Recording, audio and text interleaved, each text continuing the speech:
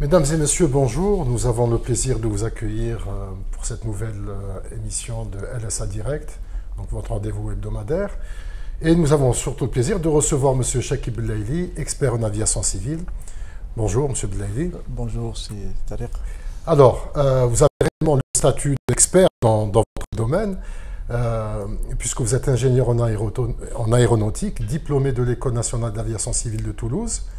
Alors c'est une ville qui a marqué votre cursus universitaire puisque vous avez également obtenu un diplôme en sciences économiques et un autre diplôme en administration des entreprises.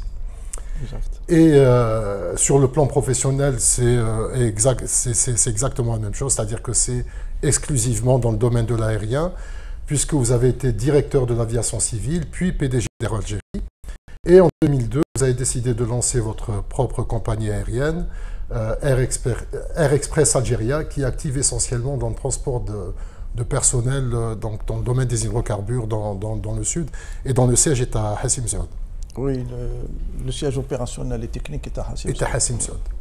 Très bien, donc nous allons parler d'aviation aujourd'hui, oui, de transport aérien. Alors, on va commencer un peu par poser le décor et parler de cette année exceptionnelle qui a été marquée par cette pandémie de coronavirus et qui a paralysé pratiquement tout le secteur de l'aérien à un niveau mondial. Est-ce que cette crise est en train de transformer le transport aérien? Oui, disons c'est le plus grand choc qui a reçu le transport aérien depuis pratiquement la Deuxième Guerre mondiale. Donc,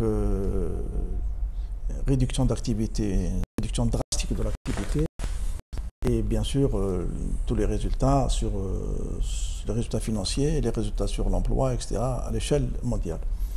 Donc bien sûr, à la suite de cette très grave crise, il y aura certainement une adaptation.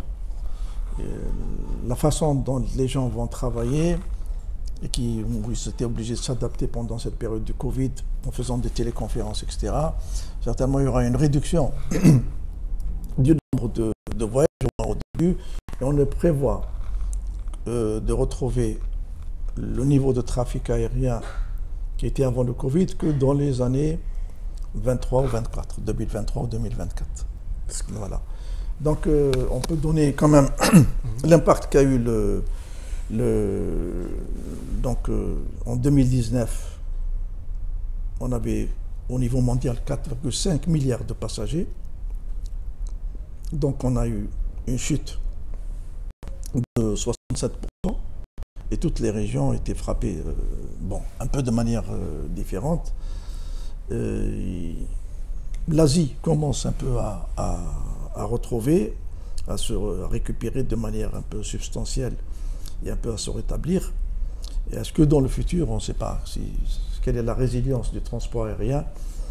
Et il faudrait avoir de la trésorerie, il faut avoir des fonds. Donc les compagnies, surtout les compagnies, les flags, ce qu'on appelle les compagnies d'État, dans chaque pays, il y a une compagnie qui représente un peu le pavillon national. Donc ces compagnies-là vont certainement avoir recours à l'État pour renflouer ou pour augmenter la partie du capital détenu par l'État ou pour avoir des prêts à long terme garantis par l'État. Donc si on voit comment les compagnies traditionnelles ont subi beaucoup plus le choc, ont reçu beaucoup plus l'impact de ce choc que par exemple les compagnies low cost, parce que vous savez, les compagnies low cost ont des charges fixes très réduites, donc elles ont pu quand même absorber beaucoup plus les conséquences du... Donc les compagnies, si on va en Europe, les compagnies traditionnelles ont été touchées pratiquement, le choc a été de 90% sur les compagnies non régulières de 60% et l'aviation d'affaires au début a reçu le choc de manière frontale et par la suite, il y a eu une demande de trafic par les hommes d'affaires. Donc ça a un peu évolué favorablement. Le fret, par contre, n'a pas été affecté, non seulement n'a pas été affecté, mais il a profité de la situation. A profité de la situation pour les vols de cargo, parce qu'il y avait nécessité quand même qu'il y ait continuation de la chaîne logistique. C'est au même titre que le transport maritime. Au même titre que le transport maritime. Maintenant, on parle toujours des compagnies. Moi aussi, il faut voir tout ce qui tourne autour des compagnies, c'est-à-dire les aéroports, les organismes de contrôle qui gèrent la circulation, etc. Bien entendu, le tourisme. Donc tout ça aussi ont été très impactés par cette crise. Pratiquement, si vous voyez le NNA aujourd'hui, les recettes ont chuté de 90% facilement. Pareil aussi pour le secteur pétrolier, puisque l'aérien est pratiquement le principal client de... Disons, l'aérien a... influe directement, en tout cas, sur le prix oui, bien sûr, l'aérien est un consommateur de fuel. Donc, vous savez, le transport aérien, c'est à partir de 1995. Parce qu'il y a eu des restructurations importantes pour diminuer les coûts, rentabilité de compagnie. Le prix du fuel à l'époque avait commencé à baisser. Il y a eu des réorganisations, des mesures de productivité. Et en 2015, il avait enregistré un bénéfice au niveau mondial de 33 milliards de dollars. Bon, après les survies, qu'est-ce qu'on va...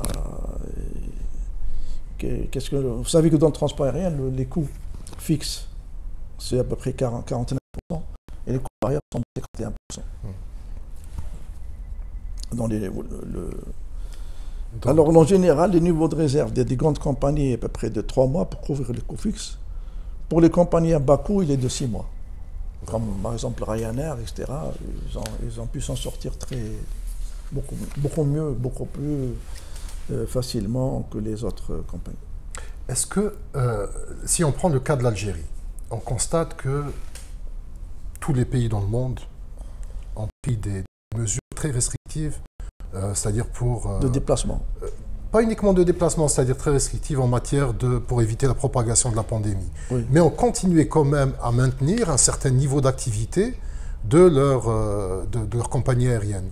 En Algérie, nous assistons un peu à un relâchement, plus de souplesse dans la gestion de la pandémie au niveau interne, mais arrêt pratiquement de l'activité aérienne. Et comment expliquer cette décision? Bon, peut-être il y a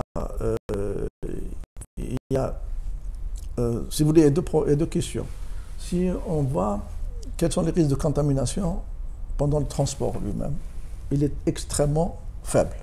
Ça, c'est des études de l'IATA. Si on prend les mesures, bien sûr, habituelles, c'est la bavette, etc., la séparation, donc il n'y a pas de contamination. Le chiffre est très bas. Je peux vous le donner, je crois que je l'ai quelque part. 50 contaminations sur 1,2 million de passagers. C'est tout. Oui. C'est vraiment très peu. Maintenant, chaque État, chaque gouvernement, bien sûr, a une évaluation de la situation sanitaire et dit, bon, si j'ouvre les frontières de tel pays, avec tel pays, j'aurai un afflux de passagers qui vont venir et qui vont quand même ramener le virus. Donc il y a le risque de contamination si on reçoit des gens qui viennent de l'extérieur, et c'est pour ça que je m'explique, hein, j'essaie d'interpréter les décisions du gouvernement en Algérie, de dire je ne vais pas prendre de risques. Ils ont commencé à ouvrir sur le plan intérieur, il y a quand même des déplacements, des vols qui sont réalisés, mais sur le plan international, pas encore. Vous savez, normalement au niveau mondial, cette crise a surpris tout le monde, y compris les organismes internationaux comme l'OMS ou l'IATA.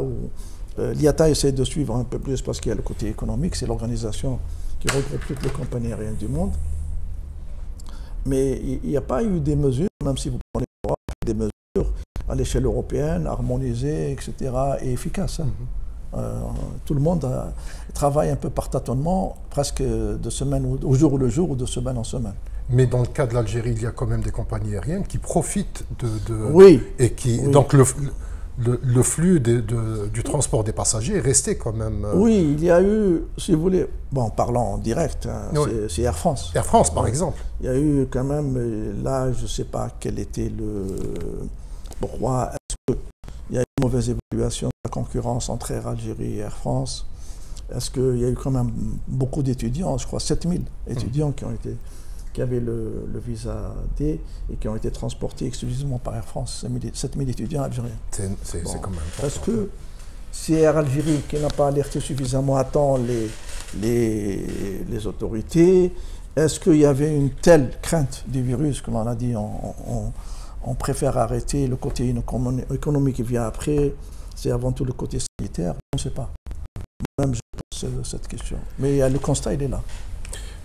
Air Algérie a-t-elle les moyens de se relever de cette crise? Bon, Air Algérie, on peut comparer à d'autres compagnies. Air Algérie va certainement, c'est une compagnie qui appartient à 100% à l'État algérien. Ouais. Et il n'est pas question quel que soit l'Algérien, que ce soit l'État ou que ce soit les citoyens, il n'est pas question de laisser Air Algérie. Donc Air Algérie, si on prend d'autres pays, il y a eu même des pays dits économie de marché, largement économie de marché. Quand il s'agit du pavillon national, les États ont mis la main à la poche pour renflouer les caisses. On peut citer le cas d'Air France ou le cas de... Et il y a eu beaucoup d'argent, avec une garantie qui vont aussi, mais à condition que l'entreprise fasse des efforts, prenne des mesures en interne. Donc il y a bien sûr des encouragements au départ à la retraite anticipée, etc. Il y a les frais il y a 800 millions, je crois, d'euros uniquement pour le Air France KLM pour se restructurer, encourager les départs à la retraite, etc. Avoir une politique avec sa filiale beaucoup plus... Ils encouragent sa filiale à faire beaucoup plus de low cost, etc. Donc il y a quand même le transport aérien va sortir transformé de cette crise. Est-ce que par exemple dans le cas d'Algérie, le fait de prendre des mesures, on pourrait imaginer par exemple fermer les agences à l'étranger et passer sur une vente exclusive des billets sur Internet par exemple? À titre de mesure. Une des mesures qui a été annoncée d'ailleurs dans la presse, on a dit on va fermer les agences à l'étranger, on fait les agences commerciales d'Air Algérie, on le fait avec beaucoup de retard. Pourquoi? Parce qu'on n'a pas tellement développé. Elle existe. Ça a commencé acheter des billets en ligne, mais ce n'est pas si développé que ça. Donc il faudrait le développer parce que vous avez quand même une diminution. Si vous faites d'abord l'argent est encaissé tout de suite et ensuite il y a une diminution des frais commerciaux, quand même, qui dans le cas où vous avez des agences, c'est quand même 7 ou 8% du prix du billet. Donc là, il faudrait, mais ce n'est pas la seule mesure qui va permettre. On peut voir les agences et combien de. Je peux vous donner le nombre de personnel qui est actif dans les agences à l'étranger, c'est vrai. Ça, il faut faire un chiffre? Oui, j'ai des chiffres, je peux vous les donner. Alors, concernant... Alors, je fais une petite parenthèse uniquement, parce qu'on a les chiffres jusqu'à fin octobre. Donc, les aides gouvernementales aujourd'hui, pour toutes les compagnies, à l'échelle mondiale, c'est 160 milliards de dollars US. Alors, sous différentes formes, que ce soit prêts, subventions salariales, garantie sur les prêts, augmenter le nombre d'actions, et puis sur la fiscalité, l'impôt à différer, subventions d'exploitation, injection de cash, etc. etc. Donc, quand même, il y a eu un effort colossal de la part des gouvernements pour maintenir en fonction de leur compagnie. Et donc au sujet du personnel. Alors je vais vous dire le personnel. Oui. On peut beaucoup parler. Vous parlez des spécial, je pensais à Algérie. Non, puis après je vous poserai une autre question parce que c'est important. Oui. Bon, Air Algérie aujourd'hui c'est quoi? Je vais vous donner les chiffres qui étaient avant le Covid. C'est passagers, en nombre de passagers transportés, les chiffres qu'on a jusqu'à octobre, fin octobre. Si on compare les autres, l'année 2019, l'année 2020, jusqu'à fin octobre, en 2019, ils avaient transporté 5 635 000 passagers. Le national, qui était 3 791 000 passagers, et le réseau intérieur, c'était 5,7 millions de passagers.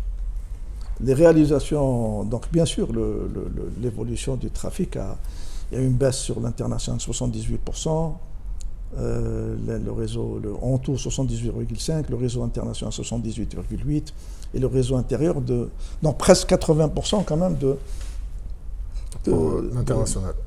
De chute de trafic. Non, quels sont les... vous voulez savoir quelle est la structure, le salaire Enfin, plus l'effectif...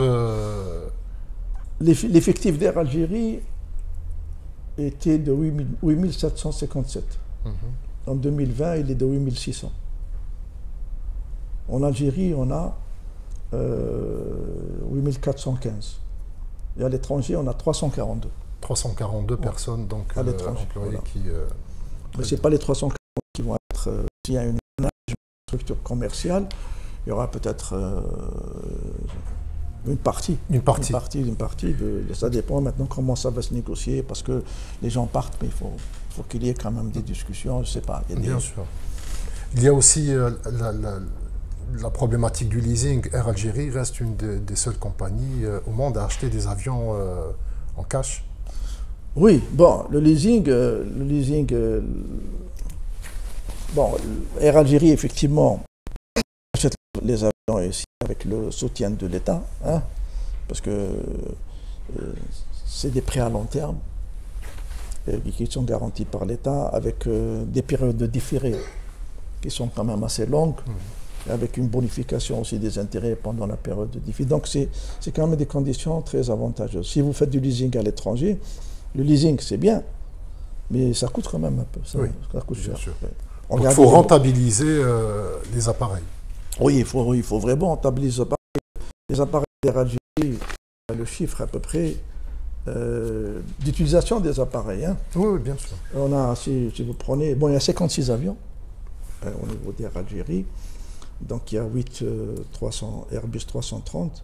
L'utilisation des Airbus est à peu près de 8,79 heures.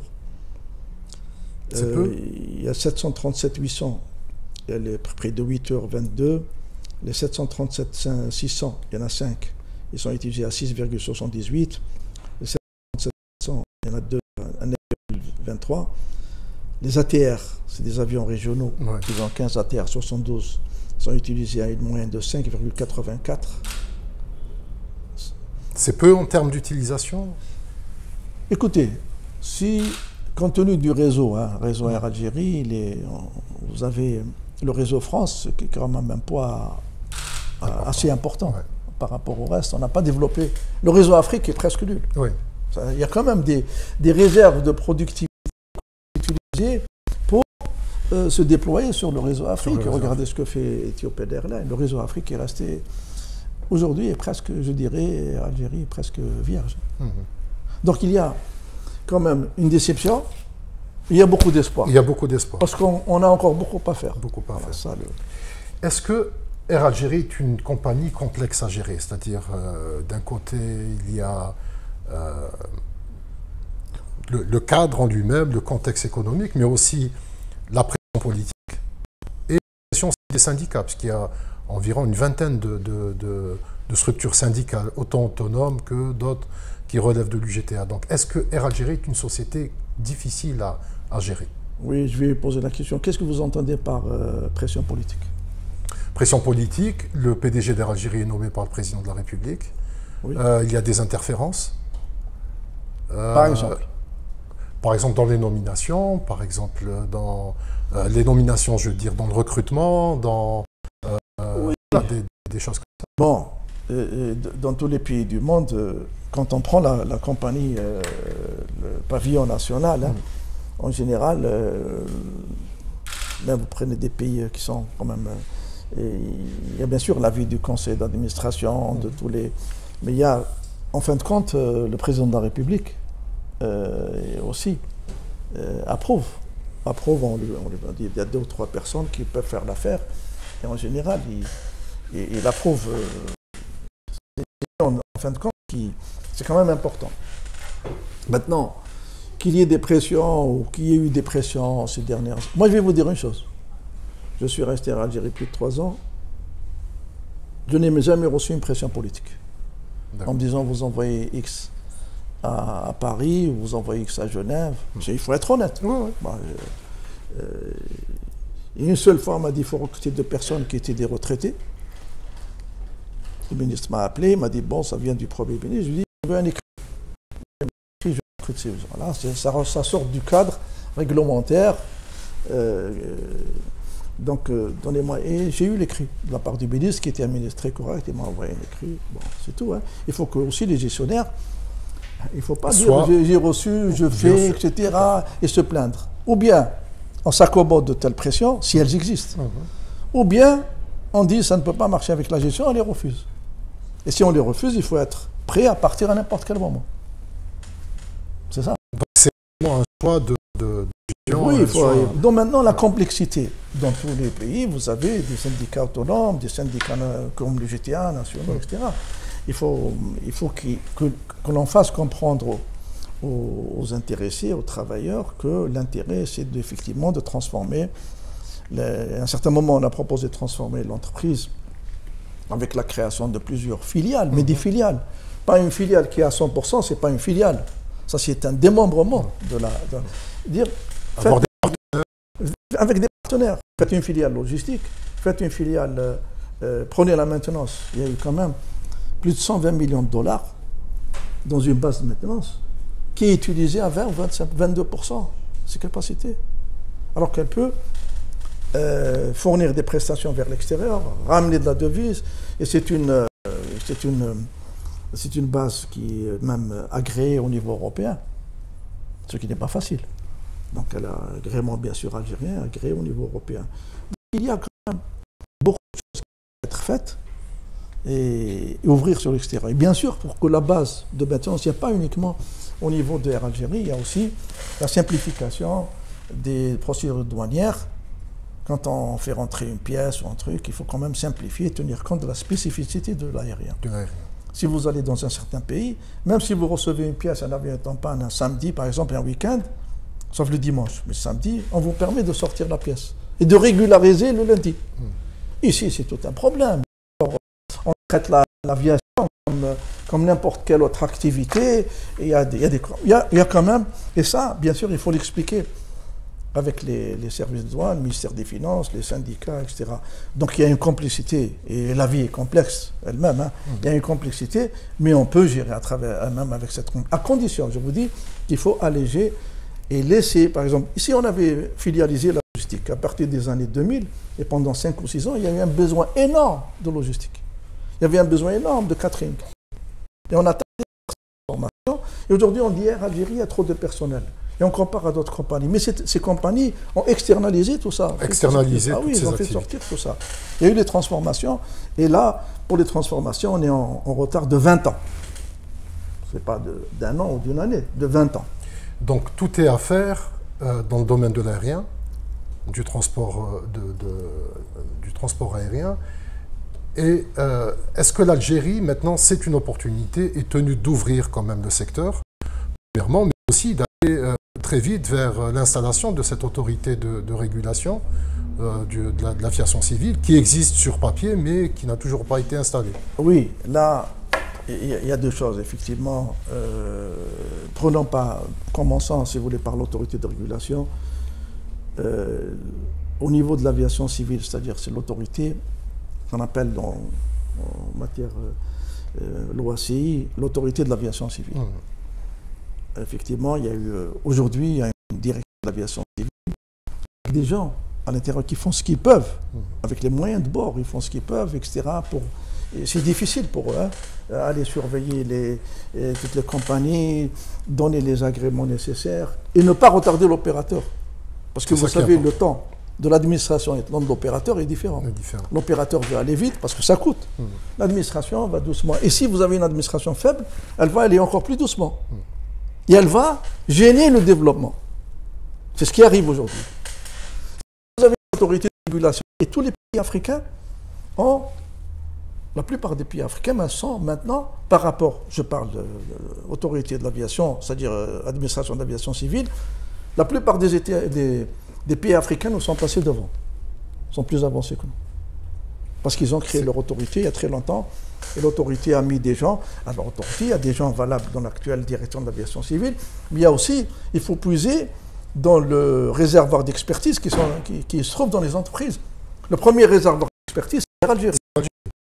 Ensuite, vous avez, en matière de navigation aérienne, le NNA. Vous avez en matière de surveillance Verital, vous avez toutes ces entreprises-là, plus les opérateurs, les autres opérateurs. Donc il y a beaucoup de choses à faire. Quand ils ont parlé d'autorité, enfin de cette agence, tous les professionnels ont dit enfin, on va y arriver. Après que la Mauritanie, que le Mali, que tous les pays africains, que le Gabon, ont écrit leur autorité, et ça marche. Bah, choisir les gens qui vont animer cette autorité. Maintenant, ça, c'est le premier point. Donc, on espère qu'on va finalement y arriver et ne pas rester dans ce domaine-là à la traîne. Parce que je dis aujourd'hui, je le dis, l'Algérie est un pays à vocation aéronautique. Parce que vous avez le plus grand pays d'Afrique, après maintenant la division du Soudan, avec des grandes distances, et c'est l'avion. Il faut l'avion. Bien sûr, il y a l'avion, il y a la marine aussi qui doit jouer un grand rôle. Nous avons 1400 km de face maritime, aussi le train. Mais l'aviation doit jouer un très grand rôle.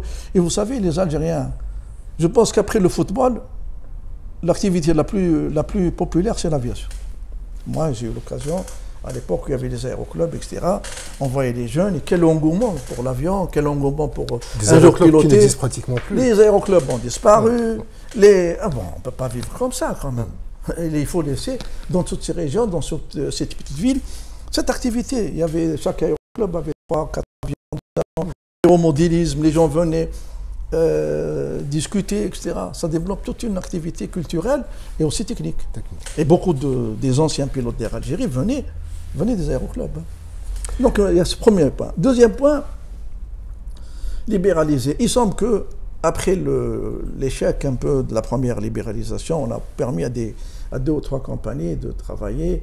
Et après vous savez tout ce qui s'est passé au niveau de Khalifa Airways, le pouvoir est dit bon maintenant les textes, c'est au niveau d'application, c'est-à-dire on dit pour le moment on ne donne pas de nouveaux agréments, on verra plus tard, mais c'est vrai qu'il y a un besoin d'avoir la performance. Aujourd'hui, même Air Algérie est confronté à une concurrence. Bon, il n'y a pas de concurrence, effectivement les marchés sont organisés selon un duopole. C'est-à-dire vous dites bon, avec la France, je dis la France parce que c'est le marché le plus important, avec les Français on va donner 50% des sièges et le Français va donner 50% des sièges. Ça, c'est au niveau de l'offre. Oui. Maintenant, au niveau du remplissage et la façon dont les avions sont remplis, c'est autre chose.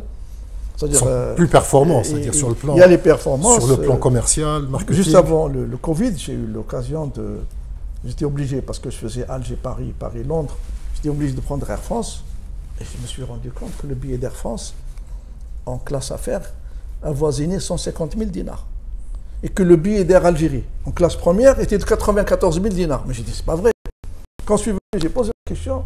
J'ai dit, vous ne surveillez pas, parce que ça fait des transferts très importants. Bien sûr. Et Air France a un système de yield management, puisque les avions, je remplis bien mes avions, il y a tous les hommes d'affaires français, il y a beaucoup de gens qui prennent Air France.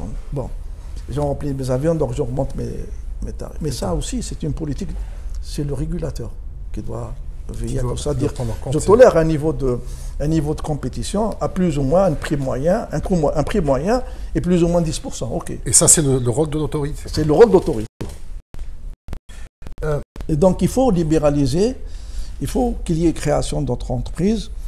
Et là, il y a une possibilité, il y a beaucoup de gens qui... Mais il faut le faire professionnellement, pas répéter l'ancienne et une compagnie low cost avec des partenaires, un partenaire. Il y a des partenaires qui s'intéressent à ce marché et une compagnie low cost va permettre d'offrir des prix, des billets à des tarifs quand même, on peut dire 50% moins cher. Hein, parce que les passagers sur moyen courrier demandent d'avoir un avion à l'heure, un avion propre, un service allié, et puis c'est tout. On ne demande pas à avoir le repas, le grand repas, etc. Air Algérie a maintenu les repas, même sur des lignes d'une heure, sur une ligne Alger-Tunis, un repas. Pourquoi faire? Donc il faut alléger cette situation. Vous avez parlé de Khalifa Airways. Est-ce que la chute de cette compagnie a cassé la dynamique du développement de l'aérien, notamment avec donc, le fait d'interdire quasiment aux opérateurs privés d'investir dans ce secteur? Écoutez, bon, je vais vous donner une idée personnelle. Hein. Et d'ailleurs, quand il y a eu Khalifa, bon c'est vrai, la façon dont ça a été géré, on peut tout dire, on peut dire des choses.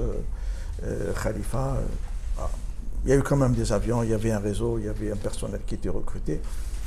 Peut-être la façon de gérer Et là aussi, s'il y avait une autorité de l'aviation civile sérieuse, on aurait pu à ce moment-là voir les comptes de Khalifa.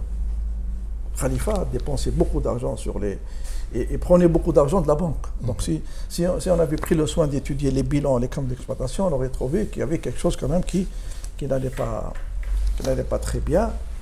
Mais au moment où ils ont arrêté, ça a été dit on va arrêter Khalifa, mon avis personnel, c'est qu'il fallait maintenir cette compagnie. Quitte à mettre des administrateurs, un comité de redressement. Mais on va pas. Il y a eu quand même quelques milliers de personnes qui sont trouvées dehors. On a annulé des lignes, et ça, je l'avais dit au ministre qui était en charge à l'époque. C'était M. Sellin, j'avais demandé de le voir. Je dis, je viens voir, je ne suis pas à Khalifa, mais je viens voir pour essayer de maintenir cette compagnie. Selon, mettez un comité, on fait un appel d'argent, on fait un tour de table, etc. Il m'a dit oui, je suis de votre avis, mais le président ne veut pas. Voilà. Donc, et là, effectivement, c'est la question dynamique. On dit Khalifa, il y a eu beaucoup d'anomalies, etc. Donc les gens ne sont pas capables peut-être de... Bon, on verra plus clair plus tard, mais pour le moment, on bloque... mais maintenant, il faut revenir. Il faut revenir à une vie normale. Alors, revenir à une vie normale, il y a eu deux déclarations du président Tebboune. Alors, la première, c'est encourager les opérateurs privés algériens et même étrangers à investir dans l'aérien. Oui. Concrètement, est-ce que cette annonce a donné lieu à des projets? Non, pas encore. Si vous voulez, le président Tebboune a annoncé ça. Lui-même a été, il a été bon, malade. Dieu merci, maintenant sa santé s'est rétablie. Et entre-temps, le gouvernement lui-même a été très largement, s'est très largement investi dans la lutte contre Covid, etc., et toutes les mesures et le suivi. Donc je comprends très bien que pendant cette période, il y a eu, si vous voulez, le président a annoncé la couleur. Mais je pense qu'il faut patienter jusqu'après les élections pour qu'il y ait quelque chose de significatif. Et je pense que ça va aller dans cette direction. Donc les annonces ou les intentions du président étaient très bien accueillies par l'ensemble de la communauté, disons, aéronautique. Ouais. Et deuxième annonce aussi, le développement d'un hub à Tamanrasset. Est-ce que ce hub est déjà, c'est une idée réaliste? Est-ce que c'est un projet intéressant pour l'Algérie? Et aussi pour toute la région de l'Afrique, pour le continent? C'est certainement un projet. Bon, l'Algérie, par sa situation, par quand même une force économique, etc., peut effectivement faire un hub. Mais il faut aussi que ce soit... Il n'y a pas que la volonté politique qu'on veut faire un hub, on va faire le développement de certaines de nos relations avec nos voisins du Sud, etc. Et il faut définir quel est le rôle du hub. Est-ce que c'est le rôle vers l'Afrique? J'ai dit vers l'Afrique, il y a tout est à faire maintenant.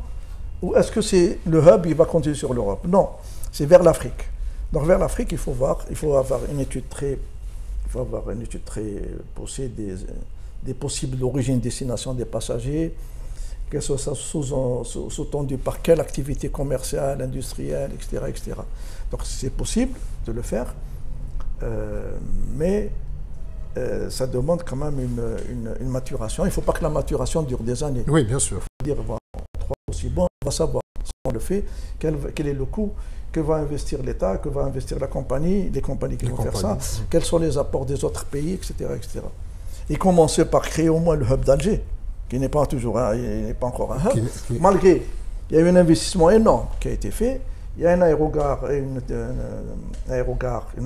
qui est de niveau international, mais aujourd'hui, il faut que l'on permette à des commerçants de s'installer. Si vous allez dans les autres aéroports, Barcelone ou Milan ou Rome, vous ne trouvez pas un mètre carré qui n'est pas occupé par des commerces. Il n'y a toujours pas de free shop, par exemple. Il n'y a pas, parce qu'on a dit non, on continue à gérer. On dit non, voilà le prix du mètre carré. Mais le prix du mètre carré est très cher aujourd'hui. Ouais.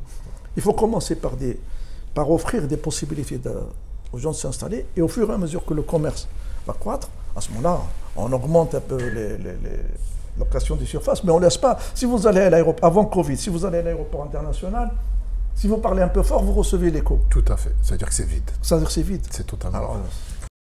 Alors, vous dirigez Air Express Algérien, une compagnie axée essentiellement donc, sur le transport, sur ce qu'on appelle le travail aérien, sur le transport de passagers de compagnies pétrolières. Est-ce qu'aujourd'hui, vous êtes prêt, par exemple, à assurer des lignes régulières entre certaines villes du pays, toujours dans le cadre d'une annonce aussi du gouvernement qui avait annoncé la création ou le lancement d'avions-taxis donc entre les différentes villes du pays? Oui, non. Express Algérie est créée maintenant presque depuis 20 ans. Hein. Depuis 20 ans. Je ne suis pas ici pour faire de la publicité pour cette compagnie, je suis venu ici pour faire passer des messages aéronautiques de façon générale. Mais puisqu'on parle de cette compagnie, pardon, pourquoi pas? Donc cette compagnie a été créée en 2002, donc ça fait presque 20 ans. Elle est limitée à des avions de 20 places, parce que c'est la réglementation. C'est la réglementation. Ça, oui. Au-dessus de 20 places, il faut passer par une autre procédure qui s'appelle la concession de transport aérien, etc. Et ça, c'est bloqué depuis 2003. Donc, elle travaille avec le secteur pétrolier et elle a une réputation de très bonne qualité de service. Parce que dans le pétrole, si vous travaillez pour les pétroliers, il faut avoir une très bonne qualité de service. Si votre avion n'arrive pas à l'heure, s'il est en retard, si vous annulez le vol, ça coûte extrêmement cher à la compagnie pétrolière. À la compagnie pétrolière. Et là, les pétroliers ont leur propre charte. Les pétroliers au niveau international ont leur propre charte aéronautique et conditions. Donc nous, on s'est mis à ce niveau-là. Donc ça fonctionne. Si demain, le gouvernement permet l'ouverture, bon, on ira certainement vers des avions de 50 à 70 places. Et on participera, par exemple. On participera aussi des ATR ou équivalents. Et on participera au développement du transport régional. Donc vous êtes prêt, c'est-à-dire en tant que compagnie? Mais bien sûr. Très bien sûr.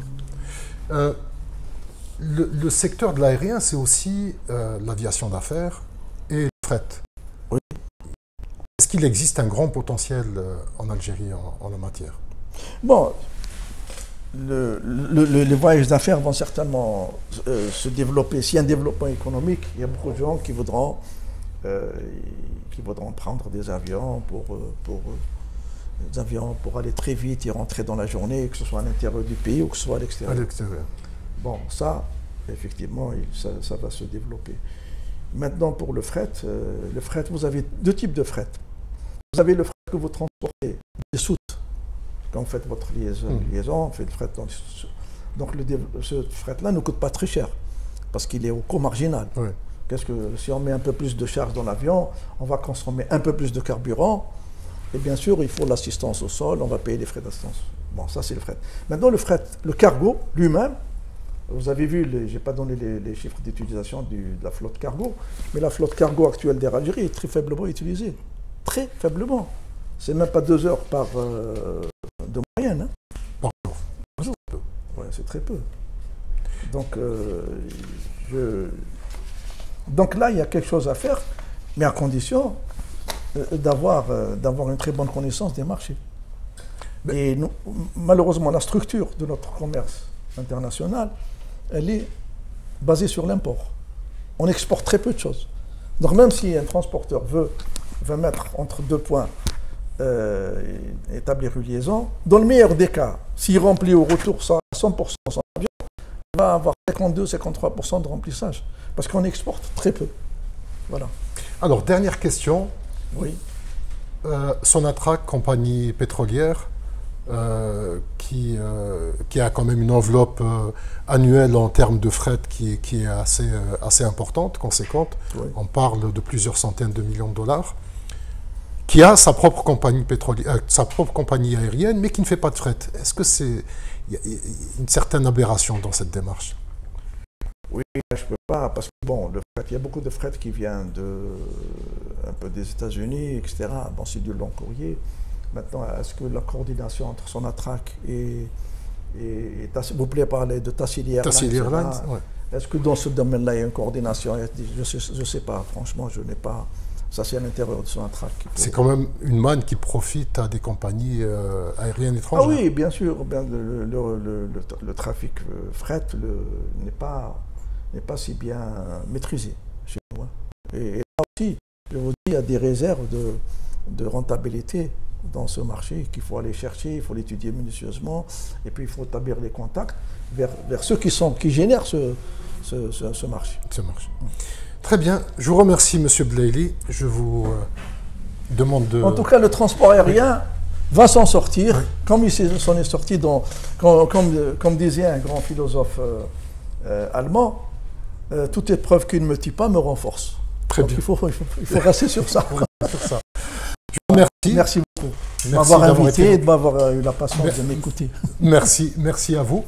Et donc, vous remercions aussi. Et nous vous donnons rendez-vous la semaine prochaine, jeudi prochain, avec un autre invité. Merci et bonne journée. Merci à vous. Merci à tous. Merci.